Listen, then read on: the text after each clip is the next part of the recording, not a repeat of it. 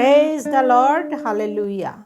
অসমীয়া Bible শিক্ষা YouTube চেনেললৈ আপোনালোক সকলোকে মই প্ৰভু যীশুখ্ৰীষ্টত বিশ্বাসী আপোনালোকৰ ভনী অনামিকাই স্বাগতম জনাইছোঁ। আজি আমি জাকোবৰ কিদৰে মৃত্যু হ'ল, জাকোবৰ মৃত্যু হোৱাৰ আগতে জাকোবে কিদৰে যোচেফৰ দুটা পুতেক মানচী আৰু ইফ্ৰইমক আশীৰ্বাদ কৰিলে, জাকোবৰ মৃত্যুৰ পিছত যোচেফে তেওঁৰ ককায়েক ভায়েকহঁতক কিদৰে ব্যৱহাৰ কৰিছিল আদি বিষয়বোৰ অধ্যয়ন কৰাৰ লগতে যোচেফৰ মৃত্যুলৈকে অধ্যয়ন কৰিম। আহকচোন আগবাঢ়োঁ। আমি ইতিমধ্যে অধ্যয়ন কৰিছোঁ যে মিছৰৰ ৰজা ফৰোনৰ নিৰ্দেশ মৰ্মে যোচেফে তেখেতৰ দেউতাক জাকোব আৰু তেখেতৰ ভায়েক ককায়েকবিলাকক সপৰিবাৰে মিছৰ দেশৰ ৰামেছিছ প্ৰদেশৰ উত্তম অঞ্চল গোচনত আধিপত্য দি নিবাস কৰোৱাইছিল।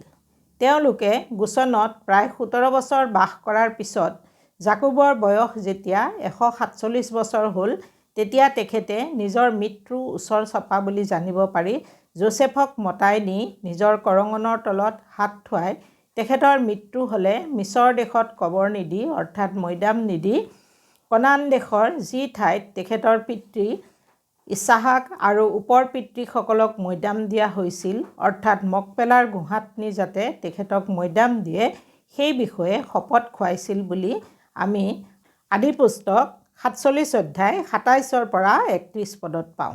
কৰঙণৰ তলত হাত ৰখাই শপত খোৱাৰ বিষয়ে আমি আদিপুস্তক 24 অধ্যায় 2 পদতো পাওঁ।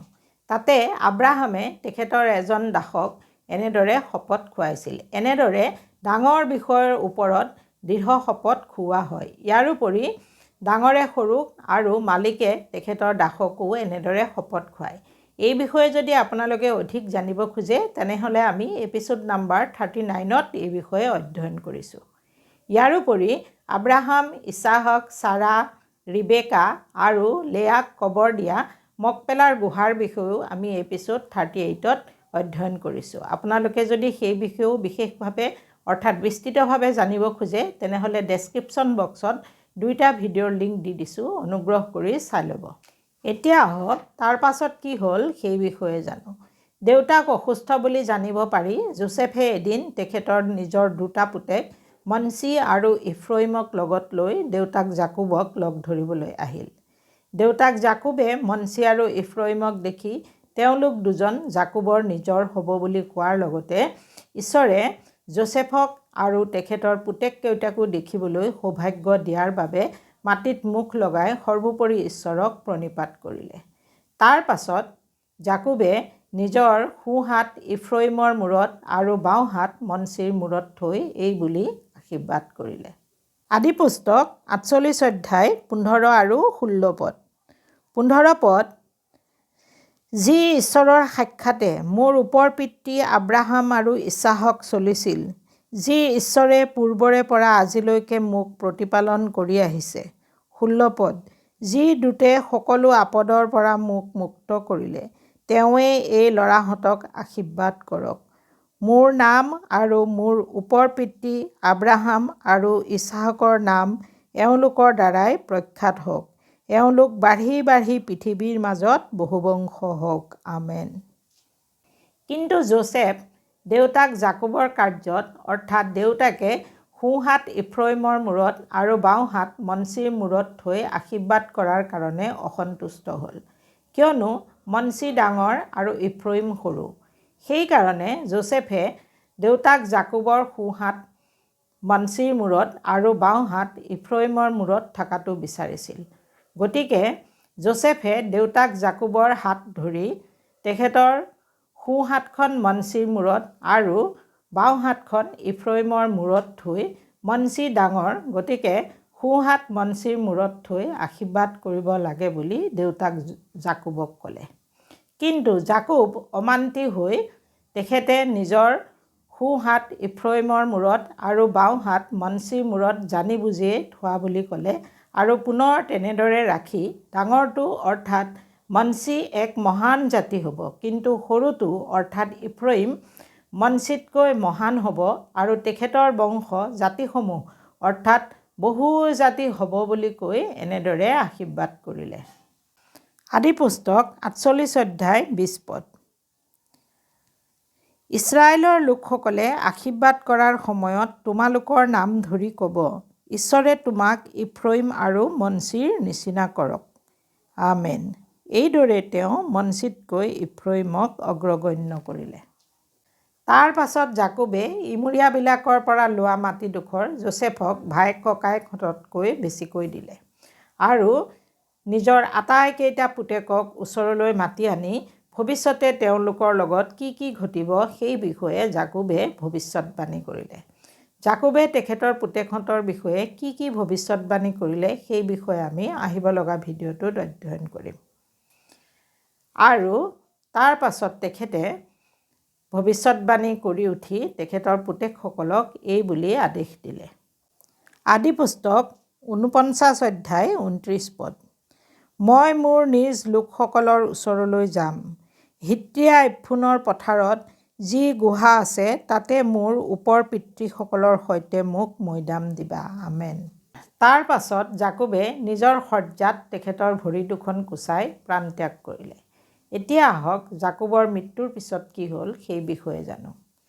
দেউতাক জাকোবৰ মৃত্যু হোৱাত যোচেফে কান্দি কান্দি দেউতাক জাকোবক চুমা খালে আৰু মিছৰৰ সকলো বেজবিলাকক মাতি তেখেতৰ দেউতাক জাকোবৰ মৃতদেহ সুগন্ধিযুক্ত কৰিবলৈ আদেশ দিলে। যোচেফৰ আদেশ পাই বেজবিলাকে ৪০ দিন সময় লগাই জাকোবৰ মৃতদেহ সুগন্ধিযুক্ত কৰি ৰাখিলে। সুগন্ধিযুক্ত মানে আপোনালোকে নিশ্চয় জানে যে প্ৰাচীন কালত মিছৰত মৃতদেহ গেলি পচি নোযোৱাকৈ মামি কৰি ৰখাৰ প্ৰচলন আছিল। সেইকাৰণে যোচেফেও তেখেতৰ দেউতাক জাকোবৰ মৃতদেহ গেলি পচি নাযাবলৈ সেই পদ্ধতিৰেই অৰ্থাৎ মামি কৰাৰ পদ্ধতিৰেই ঔষধিযুক্ত কৰি ৰাখিলে, কিয়নো জাকোবৰ মৃত্যুত মিছৰীয়বিলাকে ৭০ দিন শোক কৰিছিল।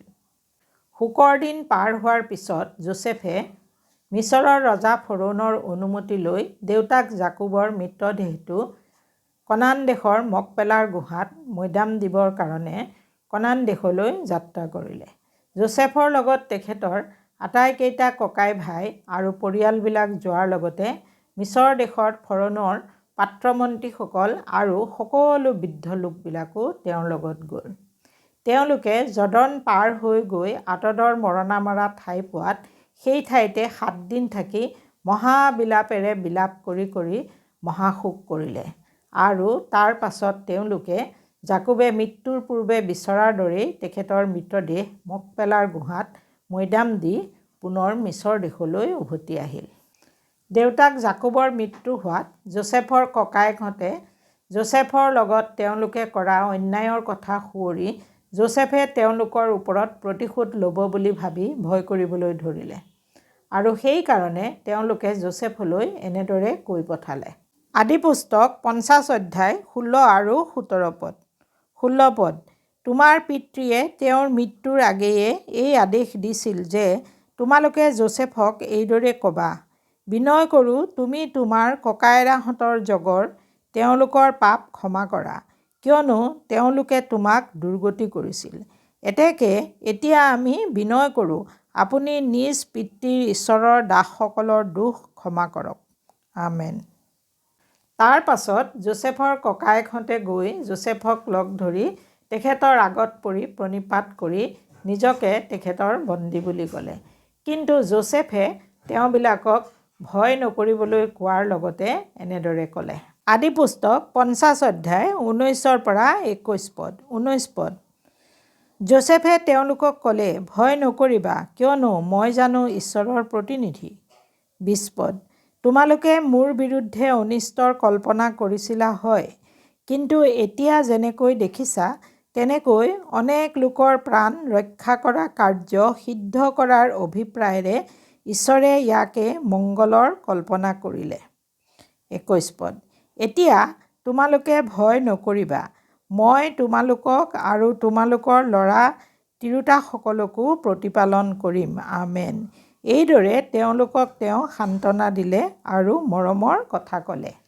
তাৰ পাছত যোচেফ আৰু তেখেতৰ পিতৃবংশৰ সকলো লোক মিছৰ দেশতেই বাস কৰি থাকিল। এনেদৰে বহুদিন থকাৰ পিছত যেতিয়া যোচেফৰ বয়স ১১০ বছৰ হ'ল, তেতিয়া তেখেতে এদিন নিজৰ ভাইক ককায়েকবিলাকক ওচৰলৈ মাতি আনি এনেদৰে ক'লে। আদিপুস্তক 50 অধ্যায় 24 আৰু 25 পদ। 24 পদ। মই এতিয়া মৃত্যুৰ সময়ত উপস্থিত হৈছোঁ, কিন্তু ঈশ্বৰে আপোনালোকলৈ অৱশ্যেই দৃষ্টি কৰিব আৰু আব্ৰাহাম, ইছাহক আৰু জাকোবৰ আগত যি দেশ দিম বুলি শপত কৰিছিল সেই দেশলৈ তোমালোকক এই দেশৰ পৰা লৈ যাব। আমেন। 25 পদ। তাৰ পাছত যোচেফে ইছৰাইলৰ সন্তানসকলক শপত কৰালে। তেওঁ ক'লে, ঈশ্বৰে অৱশ্যে তোমালোকলৈ দৃষ্টি কৰিব। সেই সময়ত নিশ্চয়কৈ তোমালোকে ইয়াৰ পৰা মোৰ অস্থি লৈ যাবা। আমেন। তাৰ পাছত যোচেফৰ মৃত্যু হ'ল। যোচেফৰ মৃত্যু হোৱাত যোচেফৰ মৃতদেহটো সুগন্ধিযুক্ত কৰি অৰ্থাৎ মামি কৰি ৰাখি এটা পেৰাত বা বাকচত ভৰাই থোৱা হ'ল। পিছত যেতিয়া ইছৰাইলৰ সন্তানবিলাক মিছৰ দেশৰ পৰা কনান দেশলৈ অৰ্থাৎ ইছৰাইল দেশলৈ উভতি গ'ল, তেতিয়া তেওঁলোকে যোচেফৰ মৃতদেহ ৰখা বাকচটো লগত লৈ গ'ল আৰু তেওঁলোকে সেই বাকচটো লগত লৈ গৈ ছিকিমত মৈদাম দিলে বুলি আমি যিহুচোৱা 24 অধ্যায় 32 পদত পাওঁ। আহিব লগা ভিডিঅ'টোত আমি জাকোবে তেখেতৰ পুত্ৰসকলৰ বিষয়ে কি কি ভৱিষ্যৎবাণী কৰিছিল সেই বিষয়ে অধ্যয়ন কৰিম আৰু আহিব লগা ভিডিঅ'টোৱে আদি পুস্তকৰ শেষ ভিডিঅ' হ'ব। তাৰ পাছত আমি যাত্ৰা পুস্তকলৈ যাম। প্ৰভুৰ অনুগ্ৰহ আপোনালোক সকলোৰে লগত থাকক। আমেন।